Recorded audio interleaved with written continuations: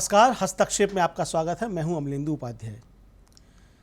Bharatiya Janata party की लोकसभा चुनाव में हार क्या हुई, अब बीजेपी के समर्थक हिंदुओं को ही कोसने पर आ गए हैं। कहा जा रहा है कि हिंदू ही हिंदुओं के दुश्मन हैं।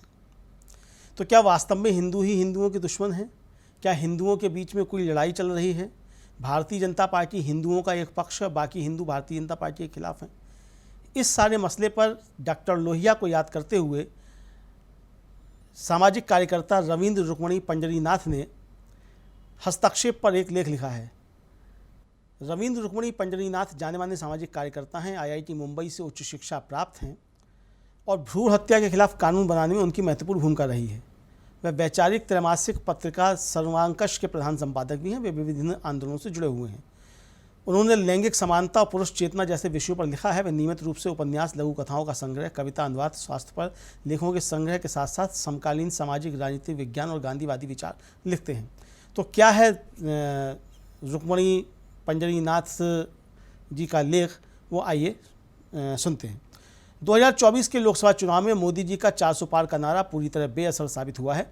उत्तर प्रदेश में विशेषकर अयोध्या में हुई भाजपा की करारी हार ने मोदी समर्थकों को गहरी चोट पहुंचाई है। अयोध्या में हुई राम मंदिर की प्राण प्रतिष्ठा हिंदू राष्ट्र के निर्माण की आधारशिला बनेगी, इस उम्मीद में बैठे लोगों को यदि लगे कि उनका सपना साकार होने से पहले ही टूट कर बिखर गया है तो इसमें आश्चर्य की क्या बात है। हिंदुत्व के पक्षधरों की तीखी प्रतिक्रियाओं में से एक मुझे प्रतिनिधि रूप लगती है। कई हिंदुत्व प्रेमियों ने कहा, हिंदू ही हिंदुओं के असली दुश्मन है। जब मैंने यह बयान सुना तो सबसे पहले मुझे राम मनोहर लोहिया की याद आई। देश में कांग्रेस विरोध की नींव रखने वाला यह राजनेता संघ बीजेपी को प्रिय है, इसमें कोई शक नहीं। आज भी नीतीश कुमार जैसे लोगों को बीजेपी का समर्थन करने के लिए लोहिया का हवाला देना पड़ता है। यह बात बहुत कुछ बयां करती है। इसी लोहिया का एक महत्वपूर्ण सिद्धांत है, हिंदू बनाम हिंदू। लोहिया ने 1950 में कहा था कि भारतीय इतिहास की सबसे पुरानी और अब तक अनिर्णित लड़ाई उदारवादी हिंदू बनाम रूढ़िवादी हिंदू है। इस संदर्भ में उनकी 3 टिप्पणियां बहुत मूल्यवान हैं। एक, जब उदार हिंदू इस लड़ाई को जीतते हैं तो समाज की एकता मजबूत होती है और समाज की समग्र प्रगति होती है। इसके विपरीत जब कट्टरपंथी हिंदू समाज पर हावी हो जाते हैं तो नए विचारों का पतन हो जाता है, समाज के भीतर विभाजन बढ़ जाता है और समाज पिछड़ जाता है। इन परिवर्तनों को जाति व्यवस्था, लिंग संबंध, वर्ग संबंध और अन्य धर्मों की सहिष्णुता के 4 बुनियादी मानदंडों पर जांचा जा सकता है, क्योंकि इनके बारे में उदारवादियों और कट्टर हिंदुओं के विचार परस्पर विरोधी हैं।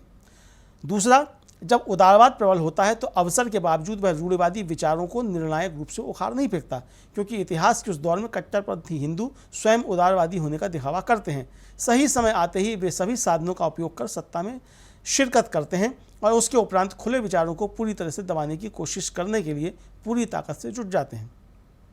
लेकिन हिंदू धर्म, जो मूल रूप से खुले विचारों वाला है, बंधन बर्दाश्त नहीं करता और जब समाज इससे प्रदूषित होने लगता है तो प्रगतिशील विचार फिर से जाग उठता है। लेकिन रूढ़िवादी विचारों को पूरी तरह से ध्वस्त न करने के कारण समाज को बार बार इस चक्र से गुजरना पड़ता है। तीसरा है, भारत में हिंदू बनाम मुस्लिम यह कभी भी बुनियादी संघर्ष नहीं रहा। जब जब हिंदुओं के बीच उत्पीड़ित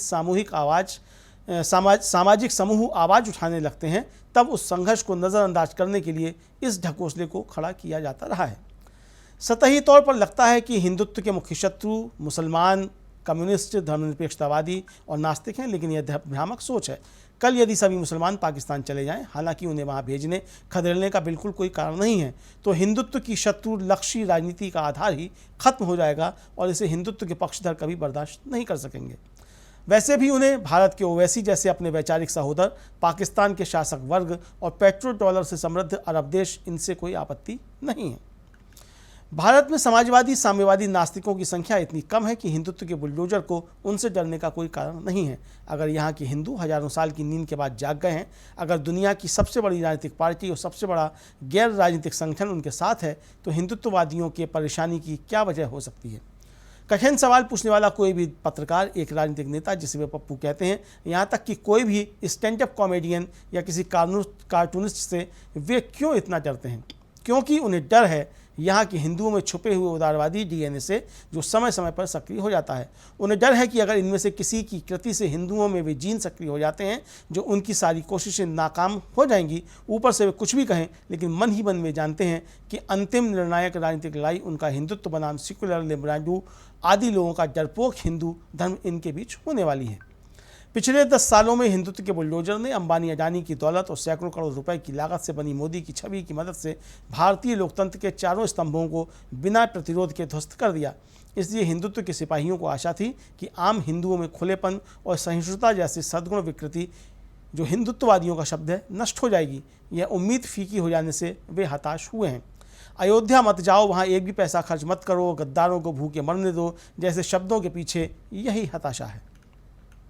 विडंबना यह है कि हिंदुत्व विरोधियों को अभी तक इसका एहसास नहीं हुआ है। वे हिंदुत्व की इस अवधारणा को भी नहीं समझ पाए कि कोई भी राजनीतिक लड़ाई मूल रूप से एक सांस्कृतिक लड़ाई होती है। इसलिए पिछले 99 वर्षों से स्कूली शिक्षा से लेकर सभी धार्मिक और आध्यात्मिक संस्थानों में हिंदुत्व की घुसपैठ की और उनका ध्यान तक नहीं गया। महात्मा गांधी जी की हत्या के बाद क्या किया जाए, इस पर विचार करने के लिए 12 फरवरी 1948 को वर्धा में गांधी जी में विश्वास रखने वाले सभी लोगों की एक बैठक हुई।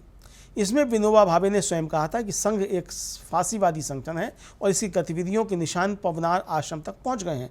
2 साल बाद लोहिया ने कहा कि अगली बड़ी लड़ाई हिंदुत्व कृतिक हिंदू धर्म बनाम उदार हिंदू धर्म के बीच होगी। इसे जीतने के लिए हमें उदार हिंदू धर्म को मजबूत करना चाहिए। इसके लिए उन्होंने देश भर में रामायण मेला आयोजित करने का प्रस्ताव रखा था। उन्होंने यह भी कहा था कि इन मेलों के माध्यम से हिंदू धर्म की बहुलता उदारता को प्रकट किया जाना चाहिए और इसलिए इनमें प्रस्तुत किए जाने वाले रामचरितमानस से शंभू हत्या और सीता त्याग को बाहर कर दिया जाना चाहिए। लेकिन जो प्रगतिशील लोग धर्म और संस्कृति की सामाजिक राजनीतिक शक्ति से परिचित नहीं थे, उन्होंने इसका अर्थ नहीं समझा।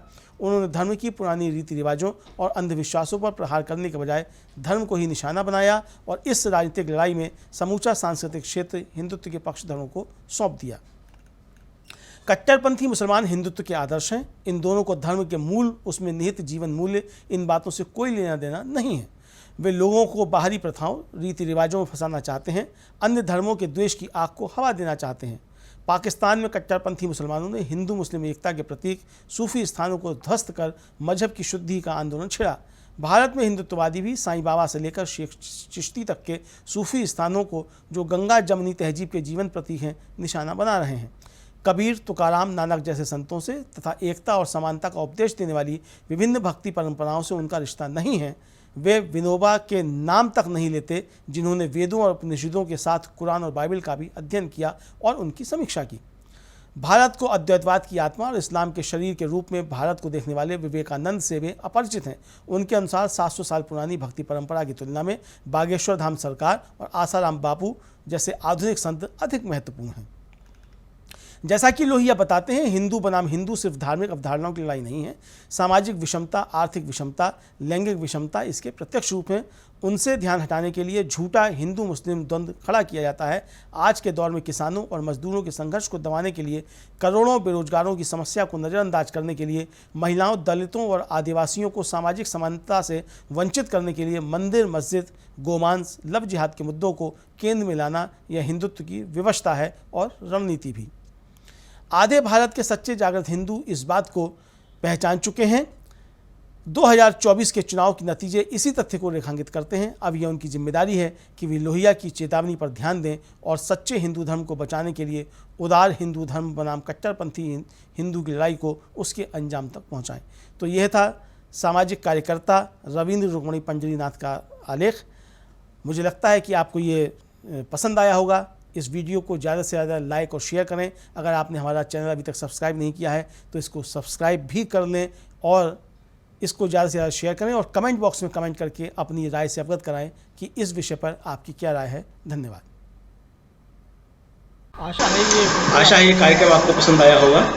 इस वीडियो को ज़्यादा से ज़्यादा शेयर करें, लाइक करें और कमेंट करके बताएं आपकी राय क्या है। और अगर आपने हमारा यूट्यूब चैनल अभी तक सब्सक्राइब नहीं किया है तो तुरंत इसको सब्सक्राइब कर लीजिए और बेल आइकन भी दबा दीजिएगा ताकि अगली जब वीडियो अपलोड हो तो आपके पास इसका नोटिफिकेशन पहुँच सके। और अगर आपने हमारा फेसबुक पेज फॉलो नहीं किया है, फेसबुक पेज को भी फॉलो करें। धन्यवाद।